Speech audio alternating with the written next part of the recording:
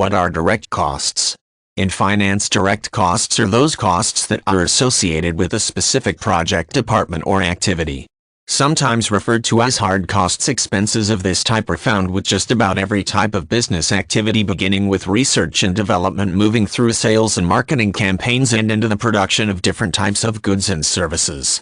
A direct cost is often some type of fixed expense, but there are some situations where a variable expense may also fall into this category.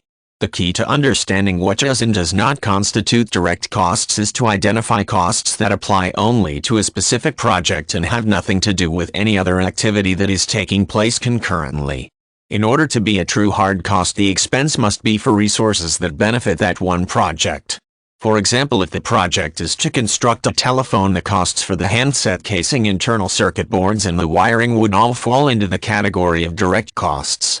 In addition, the wages paid in exchange for the labor to build the telephone would also be a direct cost.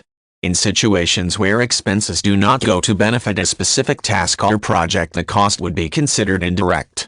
Utilities such as electricity used to operate a facility that houses several different product lines or other activities would not be considered direct costs, since those utilities benefit more than one specific project. Expenses of this type would be shared among the different projects rather than be tied directly to any one activity. Not every business operation will evaluate direct costs in exactly the same way. Depending on the structure of the company, something that is considered a hard cost in one business culture may be classified as an indirect cost in a different culture. As long as the internal guidelines for determining what is and is not a direct cost remain consistent, it is still possible to properly determine the historical cost or the cost of goods sold with a high degree of accuracy. That same consistency makes it possible to compare the absorption costing from one period to the next and determine if there has been an increase in direct costs associated with a particular function or project.